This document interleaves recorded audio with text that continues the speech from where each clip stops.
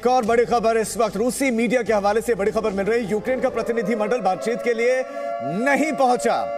ये सबसे बड़ी खबर, क्योंकि इसी पर निगाहें आज थी, लेकिन रूसी मीडिया के हवाले से खबर है और वहां के मीडिया का दावा कि यूक्रेन का प्रतिनिधिमंडल नहीं पहुंचा।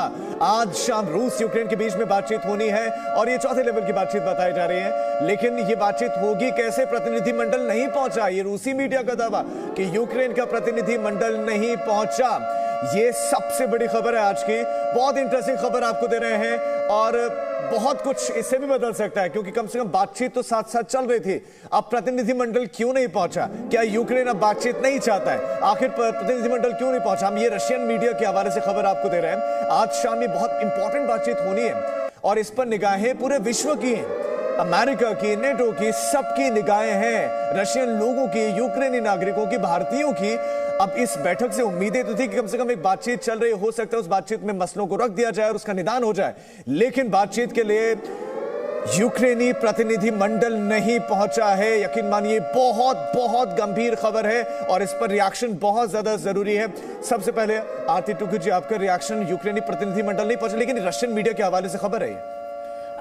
देखिए, इस खबर में इसको डाउट करना मुझे लगता है कोई उसमें रीज़न नहीं है। ये खबर सच्ची हो सकती है क्योंकि जो हम लगातार देख रहे हैं ज़ेलेंस्की का एटीट्यूड और अप्रोच, जिस तरह से वो रिजिडिटी बना के रखा है यूक्रेन और नेटो कंट्रीज़ ने, ये उसका बिल्कुल आउटकम दिख रहा है हमारे को सामने कि अभी बात करने में कोई मर्जी नहीं है। एक वो रिजिडिटी बना के रखा है, एक्सट्रीम पोजीशन लेके रखी है। कहीं ना कहीं उनको ये उम्मीद है कि पुतिन जो है वो खुद प्रेशर में, इकोनॉमिक प्रेशर में क्रम्बल हो। वो इकोनॉमिक प्रेशर की वजह से उनके अंदर पुतिन की जो टीम है उसमें कोई फूट पड़े। कहीं ना कहीं उनको ये भी लग रहा होगा कि इंटरनेशनल प्रेशर की वजह से पुतिन जो है विड्रॉ करेंगे या पीछे कदम लेंगे। लेकिन जहां तक पुतिन की पर्सनालिटी और लीडरशिप का सवाल है और जो देखा गया है पिछले 20 साल से ज़्यादा, वो ये है कि पुतिन या तो कोई कदम उठाएंगे नहीं, लेकिन उठाएंगे तो उसको बिल्कुल लॉजिकल कंक्लूजन तक लेके जाएंगे। ऐसे लीडर नहीं है कि वो प्रेशर में कोई काम करें या प्रेशर में हाथ खड़ा कर दे। तो मुझे लगता है अल्टीमेटली ये जो बात नहीं हो रही है, सबसे बड़ा इसका जो रिजल्ट होगा वो ये होगा कि कीव पे बहुत इंटेंस अटैक आएगा रशिया का।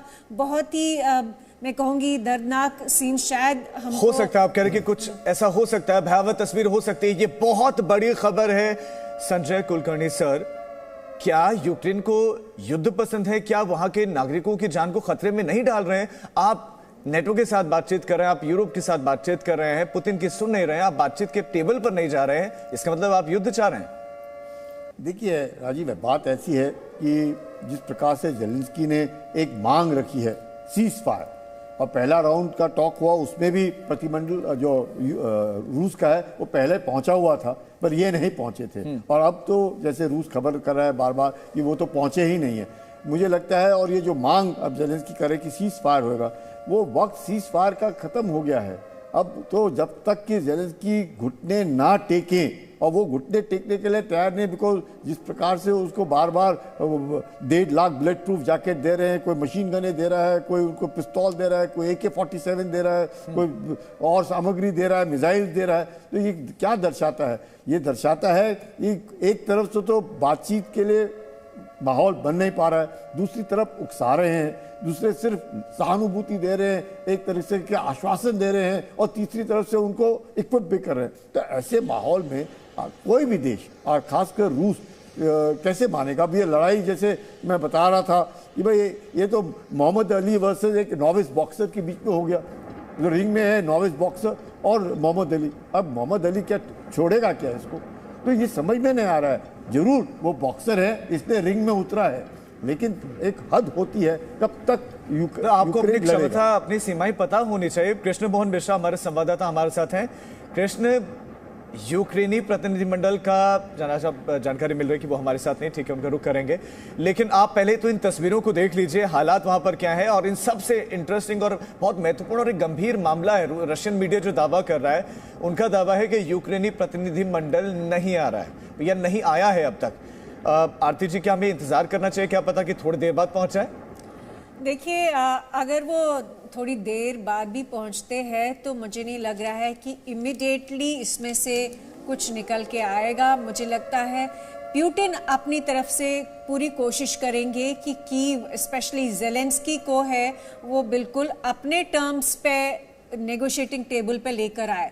तो उस तरह का प्रेशर जब तक कीव में नहीं बनता है, उस तरह की सिचुएशन जब तक ज़ेलेंस्की को एक्सपीरियंस नहीं होती, मुझे नहीं लगता है कि ये डेलीगेशन से टॉक्स जो है कोई फ्रूटफुल चीज़ इसमें से निकल के आएगी। लेकिन साथ में ही कहीं ना कहीं ये भी है कि ज़ेलेंस्की वो अपनी ज़िद पे अड़े हुए हैं, क्योंकि नेटो कंट्रीज़ जो है वो लगातार उनको प्रोवोक करती जा रही है। नेटो कंट्रीज़ लगातार रशिया पे पुतिन और पुतिन के ओलिगार्क्स पे सैंक्शंस बनाए रखे हुए हैं, और लगातार ये इनफैक्ट मैं कहूँगी एक्सपेक्टेशन है उनको कि पुतिन ही कहीं कमज़ोर पड़ जाए। लेकिन वैसा कुछ हमें रशियन मीडिया की तरफ से जितनी भी इंफॉर्मेशन आ रही है, कोई ऐसा इंडिकेटर नहीं है, कोई ऐसा संकेत नहीं है कि रशिया में या क्रेमलिन में कोई ऐसा सिचुएशन है। इनफैक्ट पुतिन के ओलिगार्क्स उनके साथ खड़े हैं और वो क्लियरली ये जता रहे हैं। इनफैक्ट जो उन्होंने कुछ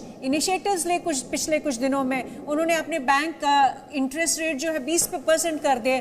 उन्होंने जितनी भी फॉरेन इन्वेस्टमेंट अंदर रशिया की थी उसको ब्लॉक कर दिया। कोई निकाल ही नहीं सकता है अपना पैसा रशिया से आज की डेट में। इसी और साइमल्टेनियसली ये भी सबसे जो चौंकाने वाली बात है कि यूरोप अभी भी रशिया का ऑयल और गैस खरीद रहा है, बहुत कीमती ऑयल एंड गैस मैं कहूँगी, क्योंकि ऑयल प्राइसेस बहुत ऊपर जा चुके हैं, $100 से बैरल ऊपर जा चुके हैं। तो लगातार ये जो कन्फ्लिक्टिंग जो सिचुएशन है, उससे ये नज़र आ रहा है कि पुतिन किसी ऐसे प्रेशर में नहीं है कि वो कॉम्प्रोमाइज़ करे। बिल्कुल सर, संजय सर, यही सवाल कि क्या प्रैक्टिकल है ज़ेलेंस्की, या फिर ख्यालों में है कि ये हो जाएगा, वो हो जाएगा, ऐसा हो जाएगा, शायद झुक जाएंगे, दबाव आ जाएगा? ज़ेलेंस्की जो है, जोश है, होश नहीं। जोश पूरा है, 45 साल के आदमी, जोश है, इसमें कोई शक नहीं है। वो होश नहीं है, उनको समझ नहीं आ रहा है। नॉर्मल है कि भाई वो लीडर हैं, यूक्रेनियन के पॉपुलर लीडर हैं, वो उनके मतदानों से नियुक्त हुए हैं। लेकिन क्या उनको लगता है, अब खुद उन्होंने देख लिया है पिछले 7 दिनों में, क्या किसने नहीं देखा? मैं और आप जब टेलीविजन पे देख रहे हैं इतना डिस्ट्रक्शन, हम लोगों को दुख हो रहा है हिंदुस्तान में बैठ कर के, ये क्या हो रहा है। हम सब सहानुभूति, और जिस प्रकार से हमारे बच्चे भी हमें लाने में ला रहे हैं, आप समझ सकते हैं कितनी कठिनाई है पूरे विश्व भर में। लेकिन ज़ेलेंस्की को इस बात के शायद उनको लग रहा है एक ईगो हो गया है, और वो ईगो ऐसा हो गया है कि अगर अब मैं घुटने टेकूंगा तो लोग क्या कहेंगे। नहीं, लेकिन सर ये समझ में आना चाहिए था ना कि आप अमेरिका के बलबूते थे या नेटो के बूते पीछे खड़े थे, लेकिन वो आया नहीं ना वॉर करने के लिए। अब तो आपको समझना चाहिए। राजीव, आप समझ सकते हैं कि बूट्स ऑन ग्राउंड किसके हैं, कौन मर रहा है? यूक्रेनियन मर रहा बिल्कुल, है। कोई अमेरिकन नहीं मर रहा है उधर, कोई पोलिश या हंगेरियन या जर्मन या फ्रेंच नहीं मर रहे हैं, सब नाटो के सदस्य हैं। मर कौन रहा है? यूक्रेनियन मर रहा है। तो आप तो उकसा रहे हैं ना, यूक्रेनियन को बोल रहे हैं जाओ जाओ जाओ लड़ो, ये लो हथियार लो हमारी तरफ से, ये, और लड़ा रहे हैं। किससे लड़ा रहे हैं? वो एक महाशक्ति से जो पूरी तैयारी करके आया है। क्या किसी को लगता है कि पुतिन ऐसे ही है? इट इज प्री मेडिटेटेड, इसमें कोई शक नहीं है। वो तैयारी करके आए हैं। 2 लाख के सैनिक उन्होंने इतने महीने लगा रखे हैं ट्रेनिंग के तौर पर। कहा अभी भी बोल रहे हैं कि हम लड़ने के लिए नहीं आए हैं, हमारे मिलिट्री ऑपरेशंस हैं। वो तो ये कह रहे हैं, वो ये भी कह रहे हैं बार बार कि हम नहीं करना चाहते। लेकिन मुझे ये नहीं समझ में आता, आप देखिए सैंक्शंस की बात कर रहे थे। सैंक्शंस, रूस जो है वो क्रूड सप्लाई देता है $10 million barrels per day, 10 million barrels per day, यानी कि विश्व का दूसरा बड़ा क्रूड मैन्युफैक्चरर है रूस। 40% गैस यूरोप का कौन दे रहा है? रूस। अगर गैस बंद कर देता है रूस, तो कौन सफर करेगा? German, French.